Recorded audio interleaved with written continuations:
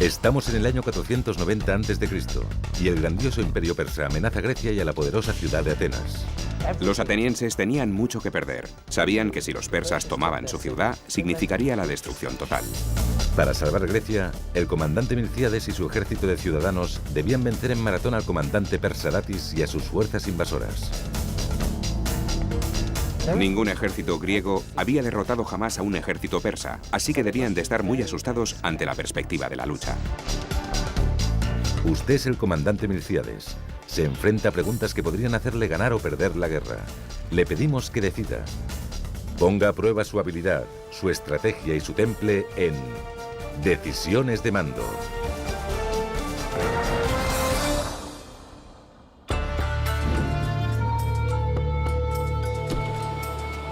En el año 490 a.C., el imperio persa había conquistado la mayor parte del mundo conocido, lo que hoy es Oriente Medio y Asia Menor. En Grecia, Atenas, una ciudad-estado había enfurecido a los persas al apoyar una pequeña rebelión griega. Los persas querían castigar a los atenienses por unirse a una rebelión contra ellos. Estaban decididos a quemar la ciudad de Atenas hasta los cimientos y a colocar un rey propersa en lugar del gobierno ateniense. El rey Darío, el gran emperador persa, quería venganza. Envió a su oficial de más confianza, el comandante Datis, para someter a Atenas y proclamar Grecia territorio persa. Si Grecia quedaba bajo control persa, nada podría detener la expansión del imperio en Europa occidental. Tenía un camino trazado. Su ruta de expansión pasaba a través de Grecia hacia Europa occidental, tal y como hoy la conocemos. Los atenienses, los espartanos, eran ciudades-estado que estaban en su camino y los únicos que podían detenerle. A principios de septiembre, en una pequeña isla cerca de la costa occidental del imperio persa, el comandante Datis embarcó unos 30.000 soldados en 200 barcos y cruzó el mar Egeo hacia Atenas. Por el camino se apoderó de varias islas griegas, entre ellas Eubea, donde se encontraba la ciudad de Eretria. Conquistó Eretria con mucha facilidad. La hizo arder hasta los cimientos y se llevó a sus habitantes como esclavos. Soñando con la victoria, Datis y su ejército atracaron sus barcos en Maratón, una llanura en la costa oriental de Grecia. Se sentían peligrosamente confiados. Esperaban una victoria muy fácil. Pensaban que los griegos huirían o se rendirían, y que si llegaban a luchar, al ser ellos más numerosos, podrían superarlos y vencerlos con facilidad. Los ciudadanos de Atenas supieron que la flota de Darío se acercaba y movilizaron un ejército de 11.000 soldados para enfrentarse a los experimentados guerreros persas. El líder de estos soldados era el comandante Milcíades, un noble ateniense que había servido en el ejército persa durante su juventud. Los ciudadanos confiaban en él para encontrar el lugar ideal desde el que organizar su resistencia. Usted es el comandante Milcíades. ¿Cuál es el mejor lugar para enfrentarse al ejército persa? La costa, para forzar a los persas a luchar antes de desembarcar. La ciudad, para proteger al pueblo mientras lucha. El camino, para que la batalla tenga lugar cerca de la ciudad, pero sin ponerla en peligro. La respuesta: no sabe qué ruta tomarán los persas para llegar a Atenas, y proteger a su pueblo no les supondrá una ventaja ofensiva. Pero como los griegos solían luchar desde el centro de la ciudad, esperar al ejército persa en la costa de Maratón suponía un movimiento arriesgado que cogería a Datis desprevenido. La respuesta es la A. Los persas no esperaban encontrar a muchos soldados atenienses en el campo de batalla. Creían que habría observadores, pero no que estuviera el ejército ateniense al completo. Mientras 11.000 soldados atenienses se dirigían a Maratón, Milcíades ordenó a su soldado más rápido, Filipides, que fuera hasta Esparta, a 240 kilómetros. Aunque los espartanos eran rivales de los atenienses, Milcíades esperaba que aceptaran luchar junto a ellos contra los persas, su enemigo común. Tanto Atenas como Esparta habían tenido desavenencias con el imperio persa durante los 50 años previos, así que los atenienses confiaban en que los espartanos llegarían en su ayuda. Pero cuando Filipides llegó a su destino, los espartanos estaban celebrando una de sus festividades religiosas. No les ayudarían hasta la luna llena, casi una semana después. Los atenienses debían enfrentarse solos al ataque persa.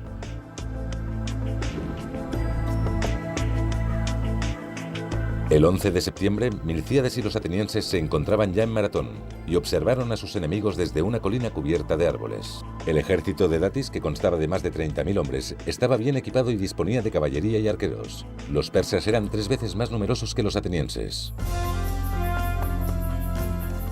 Cuando los atenienses llegaron a Maratón y divisaron al ejército persa, quedaron aterrorizados. La mitad de los generales atenienses no quería luchar. Durante 6 días, Milcíades aguardó sin saber qué iniciativa tomar, mientras Datis esperaba que dejara la colina para luchar en campo abierto. Pero cada día transcurrido suponía una nueva amenaza para Milcíades.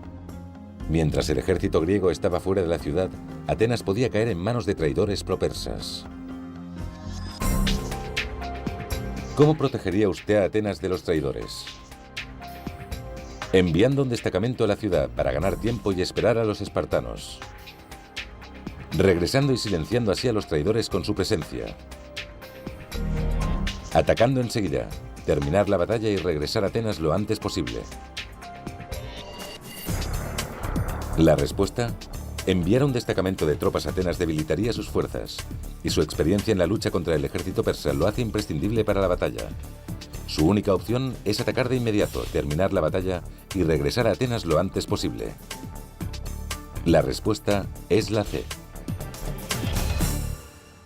Milcíades pensó que si los atenienses no luchaban, la división crecería en la ciudad y algún traidor la entregaría a los persas sin tan siquiera presentar batalla. Con el destino de Atenas en juego, a Milcíades no le quedaba más remedio que luchar. Pero tuvo suerte. Datis había ordenado que la caballería fuera embarcada y que la flota se dirigiera hacia Atenas. La ausencia de caballos daba a los atenienses una pequeña ventaja en Maratón. Esos animales no eran tímidos caballitos de monta. Eran caballos muy bien entrenados para la guerra. Al sacar a los caballos del campo de batalla, los persas habían perdido parte de su fuerza. Pero el frente de la infantería persa tenía todavía casi 1,5 kilómetros de longitud. Con un ejército inferior en número, Milcíades tenía que extender su frente o exponer los flancos a los ataques para poder igualarlo. Para extender su frente tenía que debilitar parte de la línea. ¿Qué parte de la línea de infantería debía seguir siendo fuerte? El centro, donde los persas sitúan a sus mejores tropas. Los flancos, para vencer fácilmente a las tropas persas más débiles y ganar la batalla con rapidez. La retaguardia, para que los soldados puedan maniobrar y aprovechar cualquier oportunidad.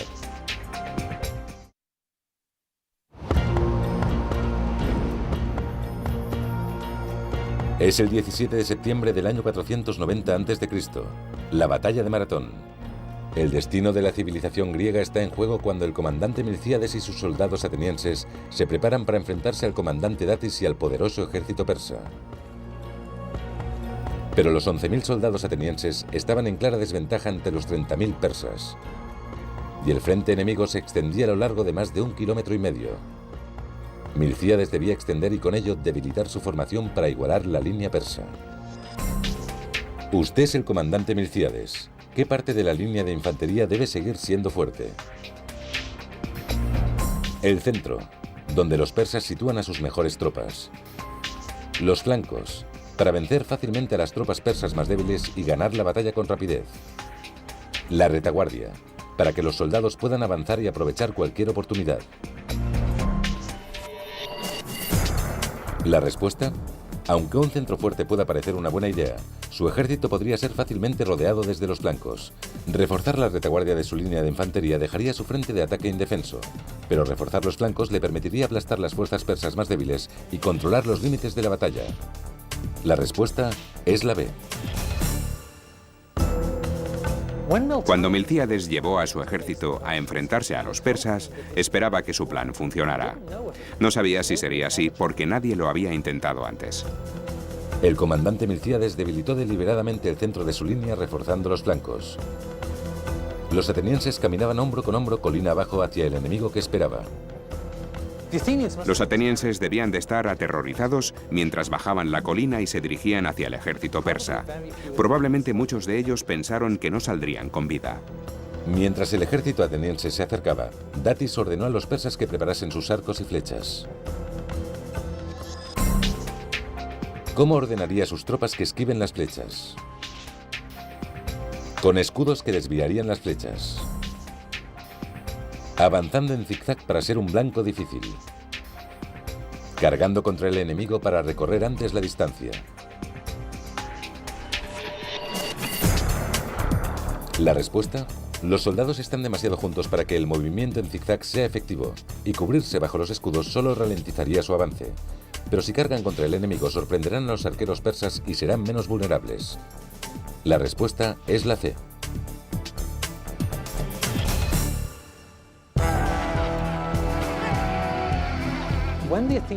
Cuando los atenienses avanzaron hacia el ejército persa, Milcíades les ordenó que doblasen la velocidad de marcha para cubrir el espacio entre ellos y los persas lo antes posible. Lo que pretendían al correr más rápido era reducir el tiempo de que disponían los arqueros persas para lanzarles sus flechas. Los persas lanzaron sus primeras flechas contra el ejército griego, pero no tuvieron tiempo para disparar muchas más. En poco tiempo, los dos ejércitos colisionaron en un feroz combate cuerpo a cuerpo. Las lanzas bajaban y las espadas subían. Los enormes escudos de metal entraban en acción.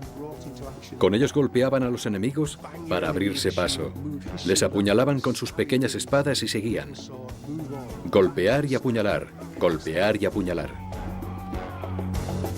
En la lucha cuerpo a cuerpo, las cortas cimitarras persas y sus armaduras ligeras no podían competir contra las pesadas armaduras y las largas lanzas de los atenienses. Por todo el campo de batalla había soldados persas muertos. De momento, la estrategia de Milcíades funcionaba tal y como había planeado. Los soldados atenienses de los flancos, más numerosos, obligaban a los persas a retroceder con una fuerza impresionante. Finalmente, las tropas persas de los flancos empezaron a huir, mientras eran perseguidas por los atenienses. ¿Cuál cree usted que es el mejor lugar para perseguir a las tropas persas que se retiran? El pantano, el mar, la colina. ¿La respuesta? Si persigue a los soldados persas colina arriba, pueden esconderse entre los árboles, y si los empuja hacia el mar, se refugiarán en la seguridad de sus barcos. Pero si les obliga a entrar en terreno pantanoso, lucharán y se ahogarán. La respuesta es la A.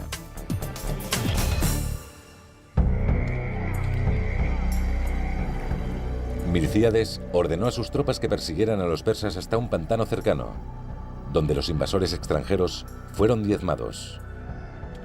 El pantano era un lugar mortalmente peligroso, y los persas no conocían los caminos que lo evitaban. Así que centenares de ellos se ahogaron en sus aguas cenagosas. Mientras tanto, los griegos situados en la debilitada línea central de Milcíades estaban en apuros. Los persas ganaban terreno. Si Milcíades no actuaba rápido, la línea central griega caería y las fuerzas persas atacarían a los griegos restantes. ¿Cómo pueden las tropas de los flancos ayudar a las tropas atrapadas en el centro?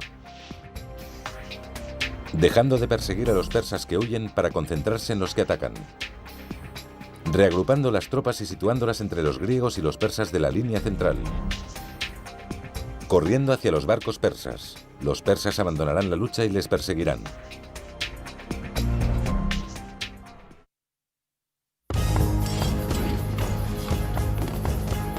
Es la última hora de la mañana del 17 de septiembre del año 490 a.C. Los ejércitos griego y persa están en plena batalla en la llanura de Maratón. El comandante Milcíades y los flancos de sus tropas atenienses han vencido a los extremos de la línea persa haciéndolos huir. Pero las fuerzas centrales del comandante Datis están a punto de vencer la débil línea central de Milcíades.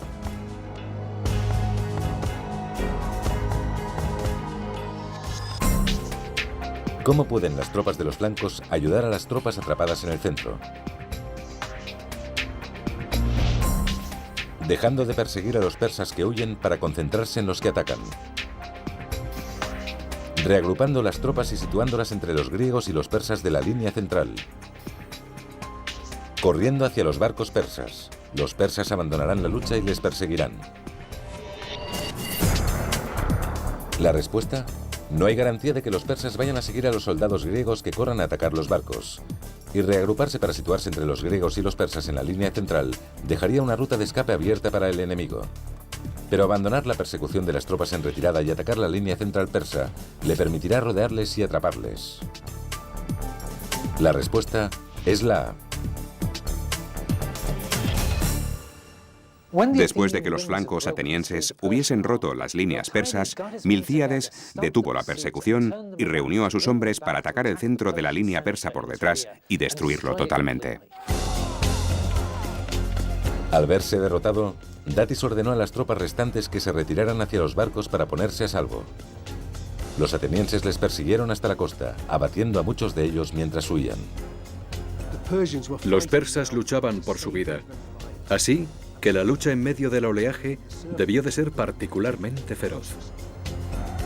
A pesar de la gran cantidad de bajas, muchos soldados persas consiguieron refugiarse en los barcos de su todavía temible flota. Milcíades no podía dejar que abandonaran el puerto.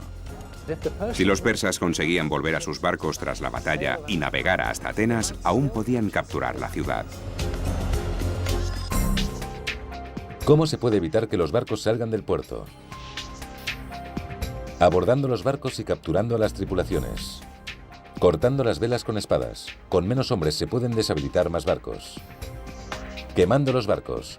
Los detendrá y acabará con los soldados persas. La respuesta: los griegos seguían en inferioridad numérica, así que abordar los barcos y hacer prisioneros era imposible. Y cortar las velas no impediría que las tripulaciones escaparan remando. Pero quemando las naves se frustraba cualquier intento de escapar. La respuesta es la C. Milcíades ordenó a sus soldados que lanzaran antorchas contra las naves persas para incendiarlas. Pero solo consiguieron destruir 7 de las 200. Como era de esperar, las restantes zarparon en dirección a la bahía de Falerón, un puerto en la península cercano a Atenas. Milcíades temía que si los persas llegaban a Atenas antes de que sus ciudadanos supieran que acababa de vencerlos, se rindieran aterrorizados al ver la flota enemiga. Para salvar la ciudad de los traidores, Milcíades debía hacer llegar la noticia de la victoria griega a Atenas, y rápido. ¿A quién enviaría usted para avisar a la ciudad que resistan ante la llegada de los persas? Al corredor Filípides. Es su hombre más rápido y el tiempo apremia. A un sirviente. Un sirviente no está cansado por la batalla y está en mejores condiciones para viajar. Va usted mismo. Si todavía hay traidores dispuestos a entregar la ciudad a los persas, no se atreverán a desafiar su autoridad. La respuesta: aunque en Atenas inspira mucho respeto, sus cansados soldados necesitan que esté con ellos y que les lleve a casa lo antes posible. Y los sirvientes no son corredores, así que no están preparados para emprender ese viaje. Como el tiempo apremia, es imperativo que envíe al mensajero más rápido, Filípides, a alertar a la ciudad. La respuesta es la A. Filípides debió de tardar unas 2 horas en correr hasta la ciudad de Atenas. La distancia desde Maratón a Atenas es de 42.195 metros, la misma distancia que se corre en las carreras de maratón modernas. Filípides corrió a Atenas a toda velocidad. A su llegada y sin aliento anunció: «Hemos vencido», y cayó muerto a causa del cansancio. Mientras tanto, el comandante Milcíades y sus hombres se dirigían hacia Atenas para defender la ciudad, pero existía la posibilidad de que no llegaran a tiempo. Los ciudadanos de Atenas quizá tuvieran que defenderse solos. ¿Qué pueden hacer los ciudadanos de Atenas para prepararse contra la invasión persa? Levantar barricadas en las puertas para mantener a los persas fuera hasta la llegada del ejército griego. Abandonar la ciudad y buscar refugio en las montañas. Hacerse pasar por soldados. Desde lejos engañarían a los persas. La respuesta: levantar barricadas no evitará las flechas persas, y abandonar la ciudad equivale a entregarla al invasor. Pero si los ciudadanos de Atenas se sitúan en las ventanas y junto a los muros, parecerá que la ciudad está bien defendida, y quizá los persas no ataquen. La respuesta es la C. Los ciudadanos de Atenas custodiaron la ciudad. Todos los hombres, mujeres y niños se situaron en lugares visibles, junto a los muros y las ventanas, para que pareciera que la ciudad estaba bien protegida. Lo que intentaban hacer era engañar al enemigo. Si parecías un soldado, era muy posible que lo fueras. Datis llegó a la bahía de Falerón preparado para invadir Atenas. Pero para su contrariedad, la ciudad parecía estar bien defendida. Mientras tanto, Milcíades y su victorioso ejército griego se acercaban rápidamente. Esta visión fue demasiado para Datis y sus persas. Sin poner siquiera pie en tierra, los persas zarparon de vuelta a sus territorios. La batalla de Maratón terminó con un éxito rotundo de Milcíades y el ejército ateniense. Aunque los soldados de Datis los triplicaban en número, los griegos mataron a 6.400 persas y solo perdieron 192 hombres. Nadie esperaba que los atenienses ganaran la batalla de Maratón. Cuando lo hicieron, la noticia circuló por todo el mundo griego. Nadie podía creer lo que habían conseguido. No solamente se habían enfrentado a los poderosos persas y habían salvado su ciudad de una destrucción segura, también se había ganado el respeto que inspiraría su civilización durante muchas generaciones. La batalla de Maratón fue muy significativa para los atenienses. Todo el mundo griego tuvo que reconocer que Atenas era una de las potencias con la que más había que contar.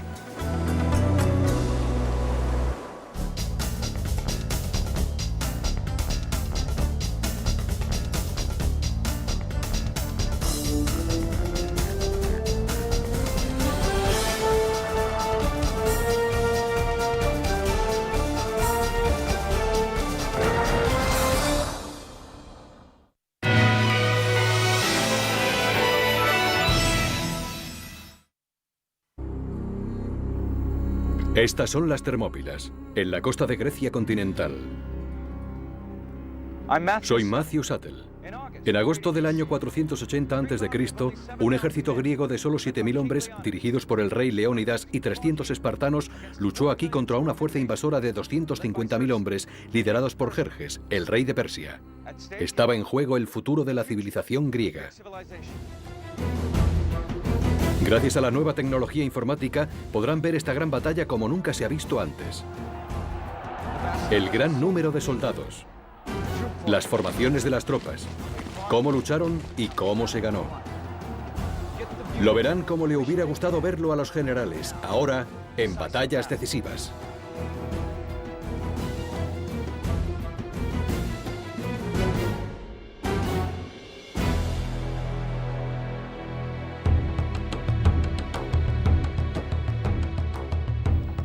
Hace 2500 años, Grecia no era una nación unificada, sino un conjunto de ciudades-estado independientes, como Atenas, Corintia y Esparta, cada una con sus propias leyes y su propio sistema de gobierno. Los griegos vivían a la sombra del poderoso imperio persa, que se extendía por lo que hoy es Turquía, el norte de Egipto, Israel, Irán, Irak, Afganistán y el norte de la India. 2/3 del mundo conocido. Pero ni siquiera eso era suficiente para el rey persa Jerjes. Quería expandirse por Europa, y Grecia era la puerta de entrada. 10 años antes, su padre Darío había sido vencido por los griegos en Maratón. Jerjes estaba decidido a no sufrir la misma suerte.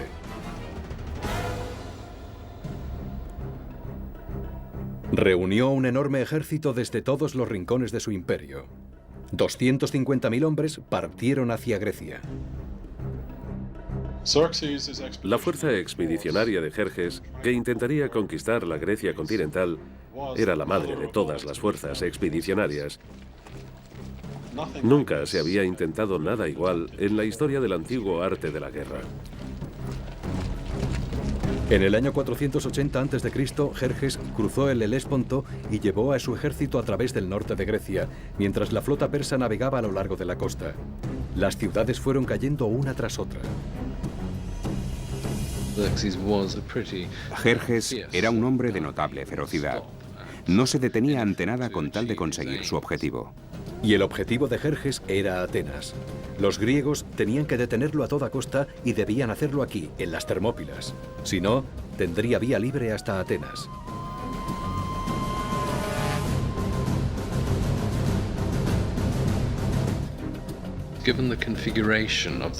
Debido a la configuración de la península griega, por aquí era por donde cualquier ejército debía pasar. Las Termópilas era la elección evidente. El nombre griego Termópilas significa puertas calientes. El lugar era famoso por sus manantiales de aguas termales. Con las accidentadas montañas tan cerca, el estrecho paso era muy fácil de defender, pero también era la puerta de entrada a Grecia. 2000 años de mar y viento han erosionado el lugar de la batalla. Este es el aspecto que tenía en el año 480 a.C. Los griegos enviaron un ejército de 7000 hombres a defender el paso. A ellos se unieron 300 soldados de la ciudad de Esparta. Es imposible imaginar una ciudad menos parecida a Atenas que Esparta. La sociedad espartana era el polo opuesto de la sociedad ateniense. Los atenienses eran muy abiertos. La sociedad se abría a cualquiera que quisiera unirse a ella y lo compartían todo. En cambio, los espartanos eran una sociedad muy cerrada. A los espartanos les educaban para ser soldados, nada más. Desde los 7 años todos los niños de Esparta se entrenaban para la guerra. El ejército era su vida. Incluso después de casarse, los hombres espartanos tenían que vivir en barracones. No podían dedicarse a ninguna otra actividad. Ninguno de ellos podía hacer negocios o comerciar. Todo el trabajo lo hacían los esclavos.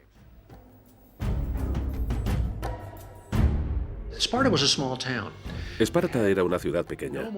Nunca tuvo más de 9000 habitantes, por lo que a ciudadanos espartanos se refiere.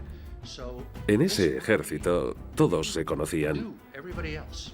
Si estabas en una formación, podías tener a tu hermano, a tu padre o a tus primos al lado, o un par de filas por detrás.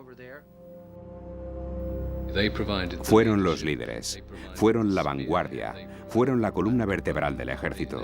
En todos los aspectos, su presencia convirtió la batalla de las Termópilas en lo que fue. Los 300 espartanos que marcharon hacia las Termópilas estaban dirigidos por Leónidas, el rey de Esparta, que no era muy optimista sobre sus posibilidades contra Jerjes.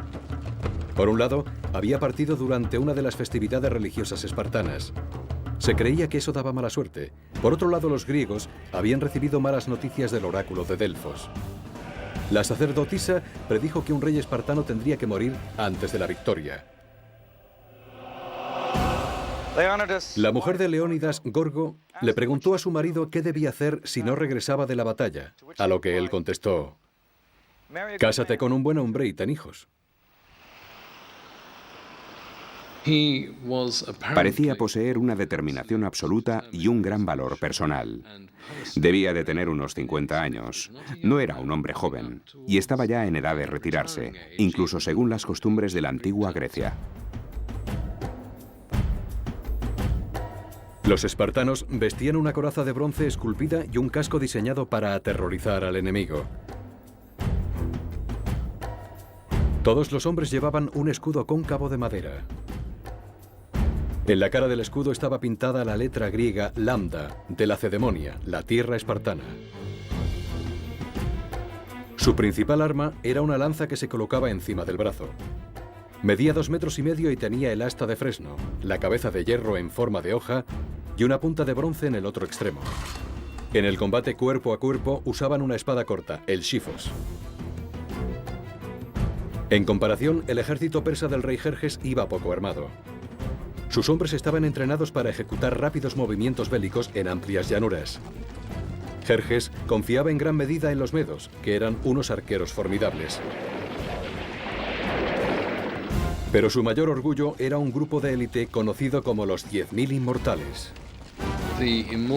Los inmortales eran lo mejor del ejército persa y eran reclutados como cuerpo de élite. El término inmortal era griego y lo usaban porque se decía que cada vez que uno de los 10.000 moría, había otro en reserva que instantáneamente ocupaba su lugar.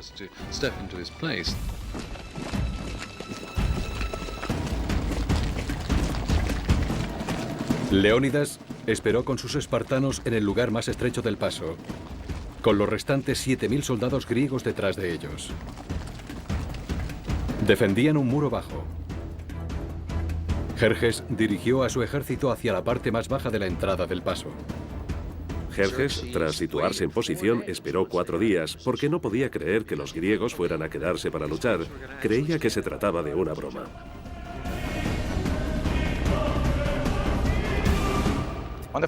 Al quinto día se le agotó la paciencia. Exigió: «Entregad las armas». Leónidas le contestó: «Ven a buscarlas». Los persas enviaron un explorador al lugar donde los espartanos esperaban antes de la batalla, y algunos de los espartanos estaban haciendo gimnasia. Se untaban de aceite y se peinaban. El explorador no se lo podía creer. ¿Qué estaban haciendo esos tipos? ¿Cómo podían estar tan despreocupados? Por supuesto, lo que estaban haciendo en realidad era prepararse mentalmente para una lucha hasta la muerte. Jerjes había hecho instalar un trono en una colina cercana. Desde allí, ordenó a unos centenares de medos que atacaran. Debido a su elevada posición, los griegos solo veían a unos pocos miles. Pero eran apenas la avanzadilla de una fuerza de 10.000 medos que esperaban tras la montaña. Leónidas contuvo a sus espartanos y ordenó que las tropas griegas avanzaran.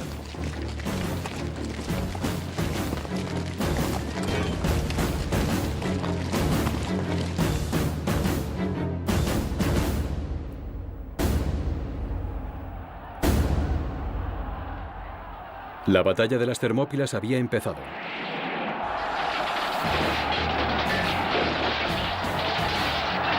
No sería el paseo que Jerjes había imaginado. Agosto del año 480 a.C., el ejército griego dirigido por el rey Leónidas y 300 espartanos se enfrentaba a un ejército persa de 250.000 hombres. El rey persa Jerjes observaba incrédulo cómo 700 soldados griegos formaban en la entrada del valle. Se situaban en formación de falange. La falange era un bosque de lanzas. El comandante daría la señal para atacar.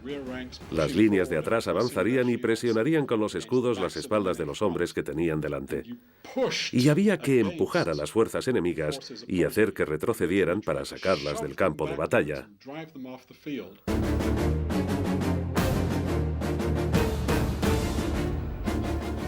Habían preparado toda la vida para ese momento. Esa falange tenía 18 hombres de profundidad y 64 de ancho. Los escudos se solapaban como las escamas de una serpiente. Era prácticamente impenetrable. Las 3 primeras filas bajaron las lanzas y avanzaron hacia los medos. En comparación con los griegos, los medos iban muy poco armados. Llevaban escudos de mimbre y lanzas ligeras. Antes de que avanzaran, los arqueros medos dispararon una ráfaga de flechas contra la falange.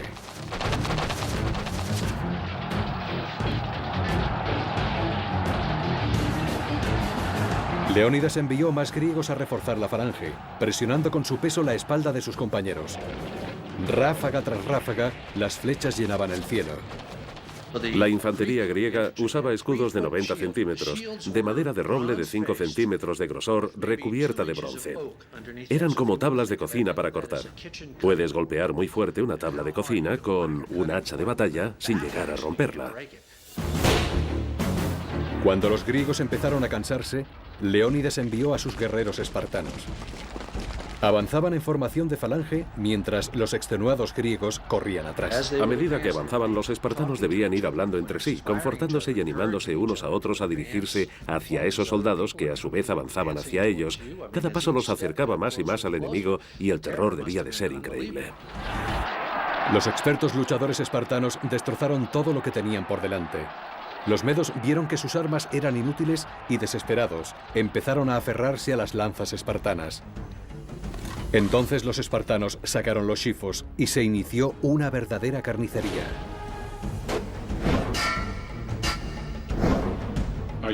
¿Tienes hambre? ¿Estás cansado? ¿Tienes sed o estás herido? No importa. Eres un guerrero y luchas. El reducido espacio hacía imposible que los persas se aprovecharan de su superioridad numérica. No podían situar suficientes hombres en la batalla contra esa implacable máquina de matar. El combate en esos días era hombre contra hombre. Nadie disparaba a nadie. No había bombas inteligentes. Si ibas a matar al enemigo, este estaría justo enfrente y él iba a intentar matarte a ti. Oleada tras oleada, los guerreros de Jerjes perecían intentando penetrar en el muro de escudos espartanos. Leónidas bromeaba diciendo que Jerjes tenía muchos hombres, pero ninguno soldado. Pero los espartanos también sufrieron bajas. Los espartanos tenían un método para identificar a sus propios muertos, muchos de los cuales estaban tan desfigurados que eran irreconocibles. Era el equivalente antiguo a las placas de identificación actuales. Cogían una rama, le ponían su marca en ambas puntas y la partían por la mitad. Una mitad se quedaba en un recipiente detrás de las líneas de infantería y la otra se llevaba en la muñeca. Si el soldado sobrevivía, reclamaba la mitad de su rama después de la batalla. De este modo, todos los muertos y heridos podían contarse con facilidad. El segundo día, los persas seguían sin hacer ningún progreso. No estaban preparados para este tipo de lucha, lejos de las llanuras abiertas del este, donde la caballería, los carros y la infantería ligera podían decidir el resultado.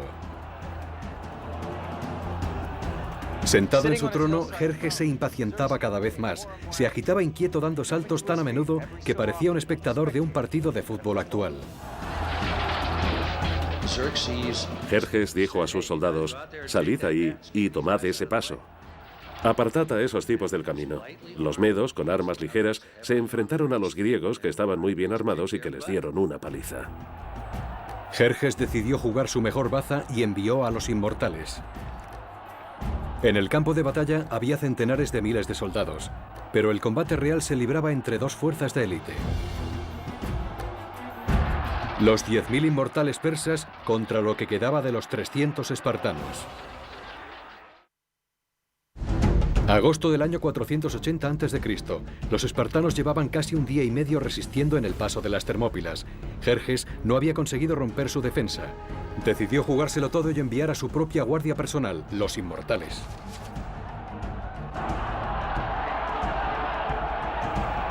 Era una visión magnífica. Llevaban arcos, lanzas y dagas cortas. Pero fila tras fila, esas tropas de élite iban cayendo frente a los espartanos. Los persas, con sus armas ligeras, no podían penetrar en la armadura griega, pero los griegos sí podían hacerlo, y además estaban entrenados para luchar de cerca y en el combate cuerpo a cuerpo. Nada afectaba a los espartanos. Jerjes necesitaba un milagro, y llegó de forma inesperada. Un traidor griego, Efialtes, viendo la posibilidad de hacerse rico rápidamente, cruzó las líneas hasta llegar al campo persa. Le habló a Jerjes de un camino que rodeaba las montañas y desembocaba en la retaguardia espartana. La palabra Efialtes existe en griego moderno y significa pesadilla. Efialtes es hoy una pesadilla. Protegidos por la noche, los persas siguieron el camino indicado y en la mañana del tercer día aparecieron detrás de los espartanos. Leónidas había sido superado. Supo que esa sería su última batalla. Para evitar bajas innecesarias, envió al resto del ejército griego a casa. Los espartanos resistirían solos. Debió de ser un momento impresionante. Muchos hombres se alejaban del combate, hombres valientes que sabían que iban a sobrevivir, mientras que otros marchaban hacia el frente, sabiendo que iban a morir.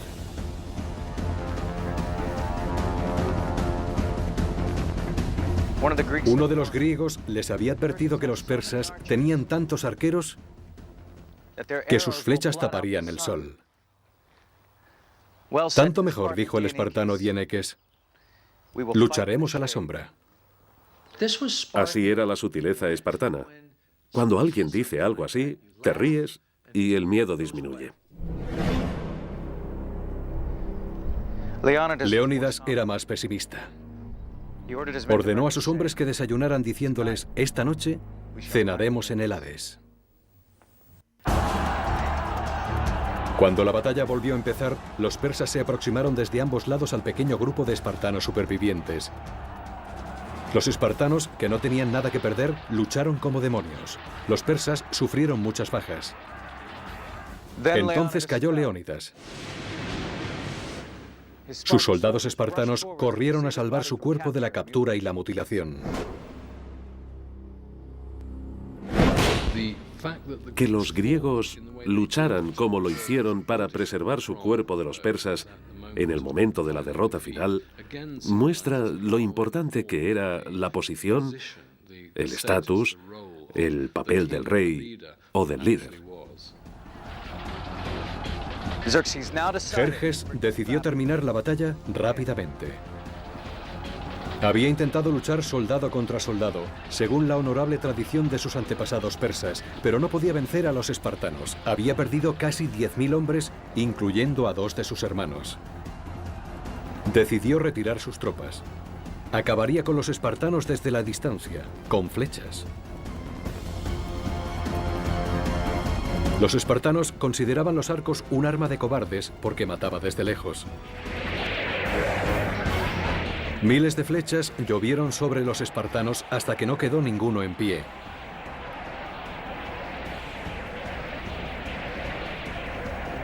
Las armas que más despreciaban acabaron con ellos.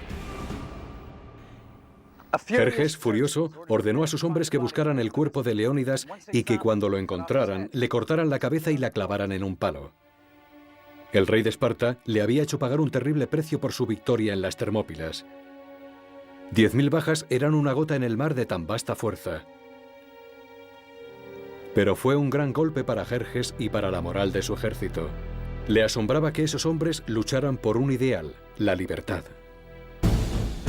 Jerjes, desde las Termópilas, se apresuró para capturar Atenas, pero sus ciudadanos y su ejército ya habían huido. A finales de ese mismo año, el 480 a.C., los griegos volvieron en barcos y vencieron a los persas en una gran batalla naval en Salamina. El gran plan de Jerjes había fracasado. Si los espartanos no hubiesen hecho su aportación en las Termópilas, creo que entonces todo el esfuerzo bélico, toda la resistencia griega, habría empezado a derrumbarse. Para los griegos era una cuestión del destino. Un rey espartano había muerto, un rey persa había sido vencido, tal y como el oráculo había profetizado. Todas las grandes civilizaciones, ya desaparecidas, han dejado monumentos increíbles. Pero los espartanos no dejaron nada más que su gesta de entonces. Es algo más indeleble y que sigue vivo hoy en día. El valor y el heroísmo desplegados en las Termópilas transmitió un mensaje de esperanza y orgullo a todo el pueblo griego. Los 300 espartanos nunca serían olvidados. Una Grecia agradecida le pidió al poeta Simónides que compusiera su epitafio. Ve a decirles a los espartanos, extranjero que pasas, que aquí, obediente a sus leyes, yacemos.